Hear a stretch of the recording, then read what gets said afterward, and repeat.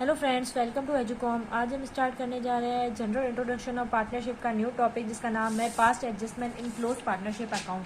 देखिए क्या होता है past adjustment in close partnership account. देखिए नाम से ही जो है साफ है, पास्ट एडजस्टमेंट मतलब आपने जो पहले की गलतियां कर रखी हैं, जो आपने अकाउंट्स में जो गलती कर रखी है पहले, उसको रेक्टिफाई करना, एडजस्ट करना। ठीक है, देखिए क्या होता है, कभी कभी क्या होता है कि हम पार्टनरशिप अकाउंट्स, हमारे जो पार्टनरशिप अकाउंट्स जो है उनको क्लोज करने के बाद हमें ये पता चलता है कि हम आपने जो है उन अकाउंट्स में क्या कर रखी है, गलती कर रखी है।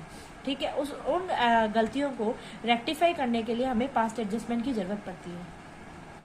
Sometimes profit of the firm is distributed among the partner for a particular period without giving consideration to the term and condition in the partnership deed। देखिए कभी कभी ये बाद में पता चलता है कि आपने पूरा के पूरे अकाउंट्स बना दिए, उसके बाद आपको पता चलता है कि आपने पार्टनरशिप डीड जो है उसकी टर्म्स एंड कंडीशन को फॉलो किए बिना आपने जो है वो प्रॉफिट डिस्ट्रीब्यूट कर दिया है। ठीक है, सच इग्नोर्ड और omitted terms and condition are required to be adjust after the close the accounting period.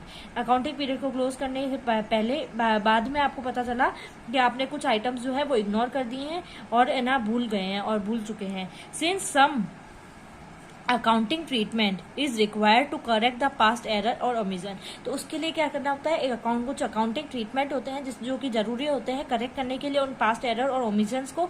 वो क्या कहलाता है, हमारा पास्ट एडजस्टमेंट कहलाता है।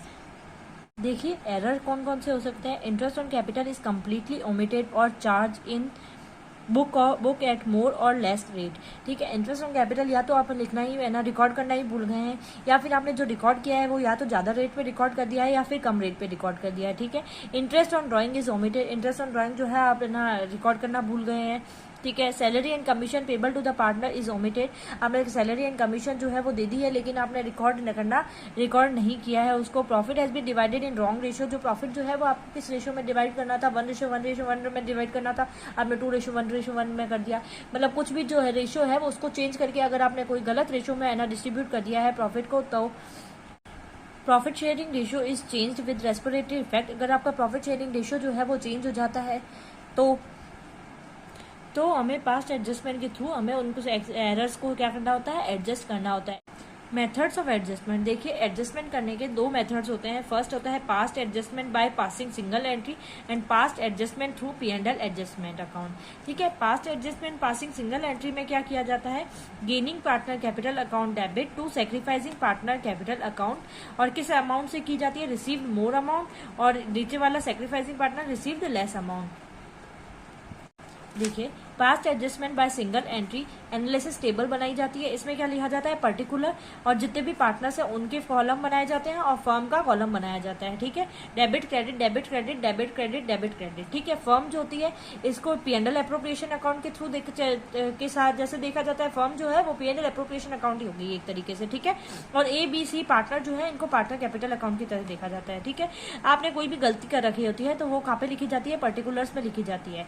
देन जो आइटम जितना गलत आपने जो डेबिट करना होता है, जो डेबिट का आइटम होता है उसको डेबिट किया जाता है, जो क्रेडिट का आइटम होता है उसको क्रेडिट किया जाता है। ठीक है, जो आइटम जो है वो इधर पार्टनर कैपिटल अकाउंट में क्रेडिट आ रहा है वो कहाँ पे आएगा, फर्म के में डेबिट आएगा, जैसे आपने P&L एप्रोप्रिएशन अकाउंट और पार्टनर का कैपिटल अकाउंट देखा था। ठीक है, और जो लास्ट में जो बैलेंस होता है वो डिस्ट्रीब्यूट कर दिया जाता है पार्टनर्स के बीच में। एनालिसिस टेबल को एक एग्जाम्पल से समझते हैं। देखिए ABC पार्टनर है जिनकी कैपिटल कितनी दे रखी है, 1 लाख रुपए दे रखी है, 60,000 रुपए दे रही है और 40,000 रुपए दे रखी है। उनका इंटरेस्ट ऑन कैपिटल जो है वो 10% है और इंटरेस्ट ऑन ड्राइंग जो है वो 1,600 और 400 है, और प्रॉफिट शेयरिंग रेशियो उनका दे रखा है 3:2:1।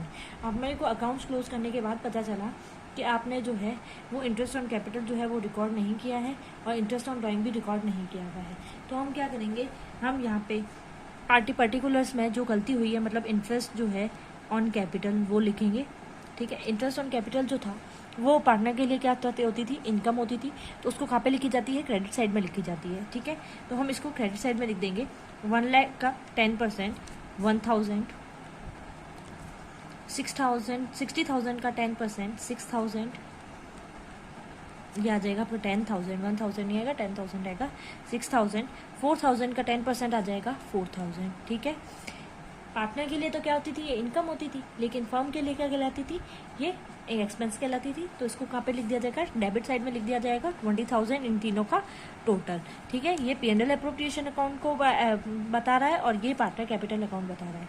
ठीक है, देन आपको दे रखा है interest on drawing. Interest on drawing जो है वो आपको कितनी देनी थी, 1,600 और 400। ठीक है, इंटरेस्ट ऑन ड्राइंग जो है वो पार्टनर के लिए क्या होती थी, एक्सपेंस होती थी। तो उसको कहाँ पे लिखा जाएगा, डेबिट साइड में लिखा जाएगा 1,600 और 400। लेकिन फर्म के लिए वो क्या कहलाती थी, इनकम कहलाती थी। तो इसको क्या लिखा जाएगा, क्रेडिट साइड में लिखा जाएगा 2,000।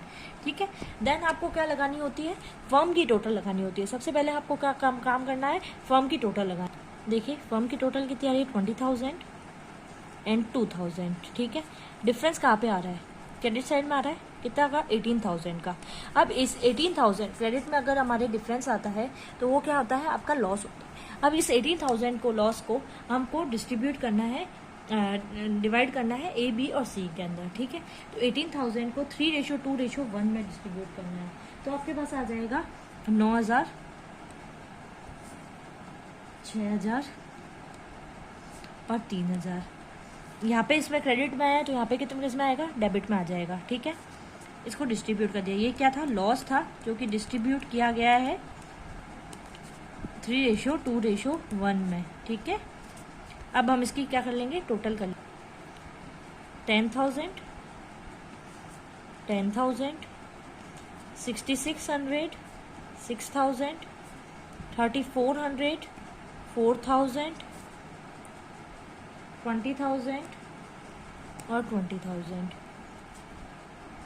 अब हमें देखना है, इसमें तो इक्वल है। बी में कहते हैं 6,600 और 6,000 किस साइड की टोटल ज़्यादा है, इधर की कितनी ज़्यादा है, 600 कितनी, डेबिट में।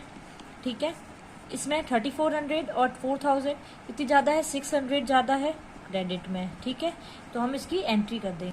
तो आपकी एंट्री क्या हो जाएगी, B's capital account debit 600 to C's capital account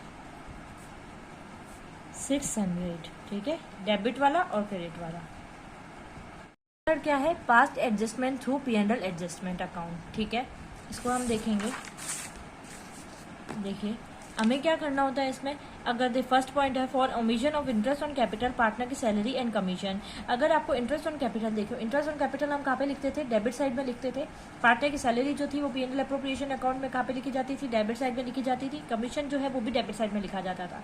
अगर आपने इन तीनों चीज़ों में अगर आपकी गलती हुई है तो आप क्या करेंगे, इन तीनों नाम के जगह आप क्या यूज़ करेंगे, P&L एडजस्टमेंट अकाउंट नाम यूज़ करेंगे। ठीक है, तो P&L एडजस्टमेंट अकाउंट जो है उसको डेबिट कर दिया जाएगा और 2 कर दिया जाएगा पार्टनर का कैपिटल अकाउंट या फिर पार्टनर का करंट अकाउंट।